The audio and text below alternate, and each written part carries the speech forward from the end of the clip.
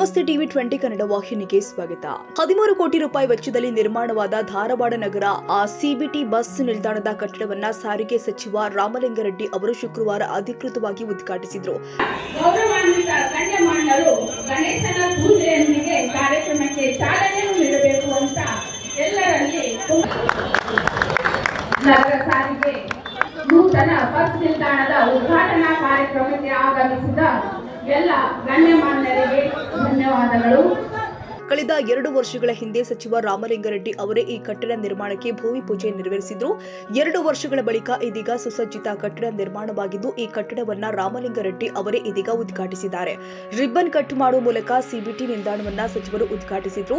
ಸಾರಿಗೆ ಸಚಿವರಿಗೆ ಧಾರವಾಡ ಜಿಲ್ಲಾ ಉಸ್ತುವಾರಿ ಸಚಿವ ಸಂತೋಷ್ ಲಾಡ್, ಶಾಸಕ ಅರವಿಂದ ಬೆಲ್ಲದ್, ವಿಧಾನ ಪರಿಷತ್ ಸದಸ್ಯರು ಆದ ಸಲೀಂ ಅಹಮದ್, ಎಸ್ಎಫ್ ಜಕ್ಕಪ್ಪನವರ ಸೇರಿ ಅನೇಕರು ಸಾಥ್ ಕೊಟ್ಟಿದ್ದಾರೆ.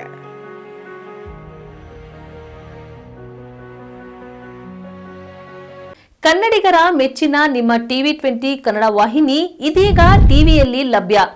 ಕರ್ನಾಟಕ ಮತ್ತು ದೇಶ ವಿದೇಶದ 360 ಡಿಗ್ರಿ ಸುದ್ದಿ ವಿವರವನ್ನ ಪಡೆಯುವುದಕ್ಕೆ ಟಿವಿ 20 ವಾಹಿನಿಯನ್ನು ಲೈಕ್ ಮಾಡಿ, ವಿಡಿಯೋಗಳನ್ನು ಶೇರ್ ಮಾಡಿ, ಕಮೆಂಟ್ ಮಾಡಿ, ಸಬ್ಸ್ಕ್ರೈಬ್ ಮಾಡಿ. HCN ಕೇಬಲ್ 842 ನಂಬರ್ನಲ್ಲಿ ಹುಕ್ಕೇರಿ ತಾಲೂಕು ಹಾಗೂ ಸಂಕೇಶ್ವರದ ಸುತ್ತಮುತ್ತಲಿನ ಹಳ್ಳಿಗಳಲ್ಲಿ ಲಭ್ಯ. PCN ಕೇಬಲ್ 129 ನಂಬರ್ನಲ್ಲಿ ಹಾರುಗೆರೆ ಸುತ್ತಮುತ್ತಲಿನ ಹಳ್ಳಿಗಳಲ್ಲಿ ಲಭ್ಯ. ರಾಯಬಾಗ್ ಡಿಜಿಟಲ್ ಚಾನೆಲ್ ಕೇಬಲ್ 80ನೇ ನಂಬರ್ನಲ್ಲಿ ರಾಯಬಾಗ ತಾಲೂಕಿನ ಸುತ್ತಮುತ್ತಲಿನ ಹಳ್ಳಿಗಳಲ್ಲಿ ಲಭ್ಯ.